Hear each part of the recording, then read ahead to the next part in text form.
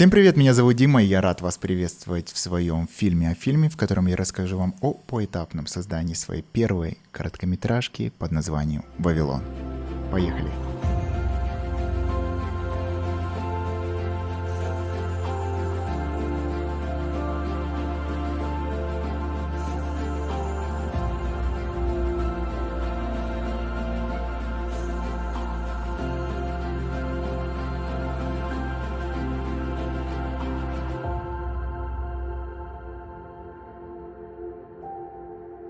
Конечно, это моя не первая видеоработа. В принципе, руку на монтажке я набил, и видеокамеру умею держать. До этого было много свадьб, каких-то таких простых вылазок с друзьями и какие-то просто мут-видео по природе. И, в принципе, работать всегда приходилось именно с тем материалом, который ты получаешь в результате того, что просто случайно достал и что-то снял. Здесь же приходилось поэтапно подготавливаться к работе, ставить себе какие-то условия, какие-то дедлайны, изначально прорабатывать какую-то идею и вести все к финальному результату. История создания ролика идет аж с начала 2020 года, когда ковид только-только вылуплялся. Я, просматривая одни из уроков по цветокоррекции, совершенно случайно наткнулся на рекламу начала курса по видеомонтажу у компании Хохлов-Саботовский, где обещали с одной стороны показать всю внутреннюю кухню, провести за ручку от начала и до конца процесса создания ролика манифеста, с другой дать возможность поучаствовать в конкурсе работы по результативности, уже дать либо какой-либо приз. В данной ситуации полный стопроцентный возврат курса. Для меня, в принципе, именно момент денег никогда особо сильно не беспокоил. Больше всего мне важно было то, что я получу. А получил я много от этой работы. С идеями у меня никогда не было проблем, поэтому я решил выбрать максимально завуалированную, метафорическую, где в одном человеке уживаются три творческие личности, которые, как у Крылова, тянут в разные стороны. В моей ситуации этими личностями стали писатель, монтажер и ремонтник. Каждый со своей индивидуальностью во внешности, который живет в своей части квартиры и даже не думает пересекаться с другим. А носителем этих личностей, отдельной единицей, предстал один человек – Вавилон, который бы как раз-таки олицетворял бы того человека, среднестатистического человека с тараканами в голове. Основной сложностью и главным конфликтом персонажей было бы не только то, что каждый тянет назад, но и то, что каждый при этом ничего не делает. И как меня это бесит слово «прокрастинирует». Тон повествования неспроста задан как черно-белый.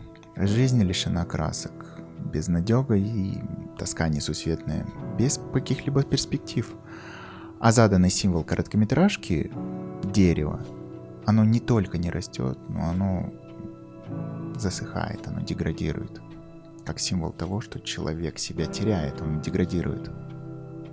В процессе сюжета эти личности начинают меняться. Сначала они просто начинают что-то делать, потом появляется больше контакта между друг другом, и впоследствии уже появляется результат.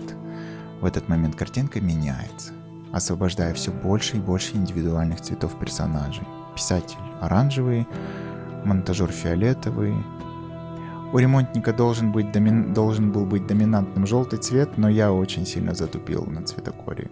Апогеем всей истории мы видим самого человека, внутри которого все три личности научились сосуществовать и поддерживать не только себя, но и носителя. А древо жизни, как оказалось, уже давно расцвело.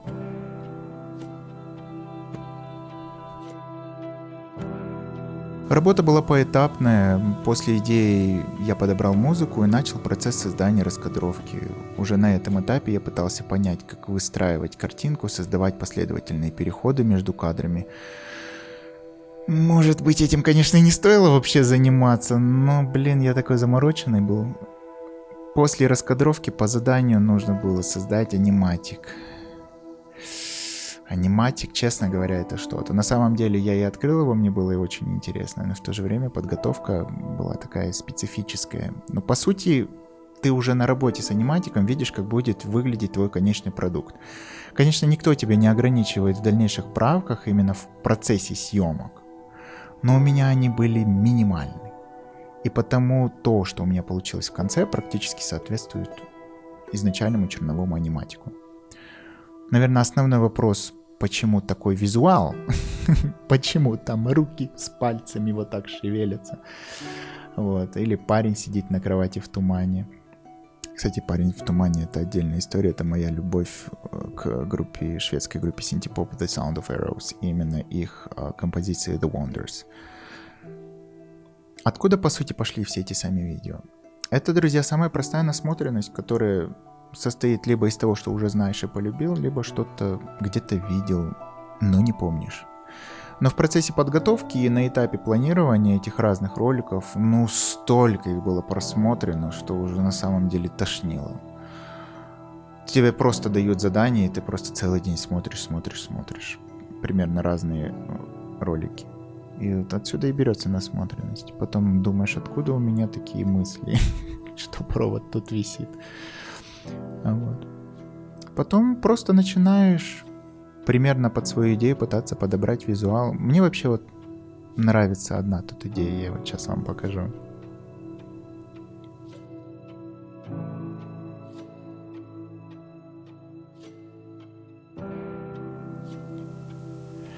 Вот все, кому в процессе не показывал аниматик, именно в процессе только создания, смотрели на меня непонимающе. А зачем у тебя мужик в конце стоит с раздвинутыми ногами на картине? Что это имеется в виду? А я наоборот тут видел именно рамку картины и плавно, именно с той скоростью, с которой мне надо было, перемещающуюся камеру в картине. Поэтому вместо головы мужика в моей работе стоит то, что изначально было в голове, расцветшее дерево. По ходу съемок пару моментов я, конечно, забраковал, и пришлось от них отказаться на финале. У писателя момент вдохновления должен был быть визуализирован через буквы, которые бы вылетали из-под его ручки. Этот момент мне даже помогал сделать мой друг и товарищ, и по совместительству специалист по спецэффектам Андрей. Но в процессе переезда в другую страну, да и в принципе с моей дикой организованностью, которая просто в какой-то момент пошла просто. Ребята, Андрей, прости, я просто его потерял, этот файл. Та же участь и у 2 мини-эпизодов, где в конце нужно было показать изменения комнат после ремонта. Кадры были отсняты, честно. И похерены, причем куда они ушли, не знаю. Вот я закидывал всегда все файлы, связанные с Вавилоном, в одну папку, но никуда оттуда ничего не могло уйти, если я бил по рукам. Но, они пропали. Загадка. Куда? Загадка. Съемки, мне кажется, это уже стандарт. Они не сколько идут в хронологическом порядке, сколько в удобном. Сначала отснимали мы писателя. Тут справедливости ради надо сказать, что все дико тормозилось благодаря моим психам. Будучи режиссером и актером, больным перфекционизмом, я просто достал всех, и в итоге я допрыгался до психотерапевта. Поэтому все сцены с писателем, которые планировалось снимать 2 часа, и в итоге растянули на 3-4 дня съемок. Зачем, не знаю. Честно, никогда не думал, что мне будет настолько сложно находиться по обе стороны процесса. Гораздо проще, когда ты либо сам снимаешь, либо играешь у кого-то без права смотреть, как получится. Тут заморочился я, конечно, сильно. Забегая вперед, я расскажу, что эта замороченность и отбила у меня в какой-то момент желание завершать этот ролик. Местами приходилось что-то снимать самостоятельно, создавая определенные условия, выстраивая карты. Например, ночную смену я снимал днем, занавешив окно 2 одеялами. Так как кондера или вентилятора на тот момент дома не было, приходилось потеть. Сцены с монтажником были попроще. Практически все сразу сняли в один день. Ночь по закону жанра снимали днем, забив одеяло в оконную раму. Накануне нащелкал семечек, начистил мандаринков для пущего антуража, сделал стресс на столе, скажем так, заеденным. А сцену с компьютером снимал на живых примерах. Там даже засветился один мой монтаж, который я не могу доделать уже больше 6 лет. Да, Вавилон 3 года — это еще ерунда. Тот 6-летний монтаж, он, дай бог, доделается уже здесь, в Калгари.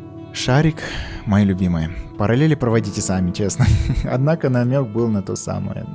Подурачиться, ребята, это святое. Сцены с ремонтником вообще были растянуты на года. Идея была показать, как он борется с решимостью начать ремонт. Ну, ему очень важна именно домашняя обстановка. И вот та ситуация, в которую его вложил я, что вот в прихожей ему нужно было сделать ремонт, он его потом проводит. Это вот ситуация из жизни, когда для стиральной машинки мне нужна была розетка, пришлось проштробить, и вот эта штроба торчала, и на нее просто невозможно было смотреть. И я уже буквально вот так вот сидел и молился на нее, и такой думаю, начать, не начать. И потом думаю, пойду-ка я потанцую сальсу. Но бахнул ковид, и решение снять ролик, и я думаю, сниму свою прихожую и заодно сделаю ремонт. Ремонт по факту уже доделывали строители, и что-то, что я делал в начале, снимая обои и шпаклюя какие-то штробы, это уже, конечно, было на натуре снято. Сцены с бумажками снимал несколько дней. Мало того, что ты играешь на камеру один, так тебе еще надо играть с двумя своими клонами в проекте, смотреть куда-то в пространство, представлять, что там их два стоит в коридоре, они друг друга смотрят, и кидать в них бумажки. Ну, была честная, очень классная идея и задумка с переходом, вот как тут.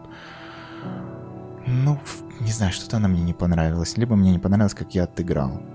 И я переиграл ее в конце концов. Сцену у подъезда снимал вообще где-то в 5 утра, чтобы не пугать жителей, что печатаю вход в квартиру и в подъезд.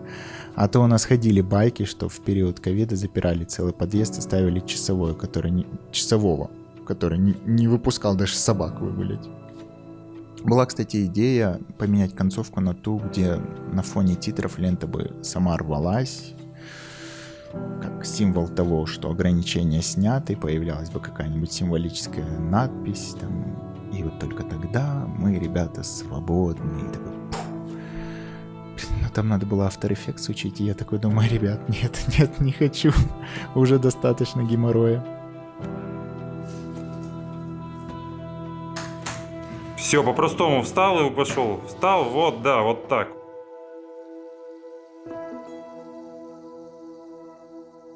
Тут уж без комментариев. Это, наверное, моя третья работа, где я пытаюсь играть. Первая опубликована, и я просто валю весь эффект.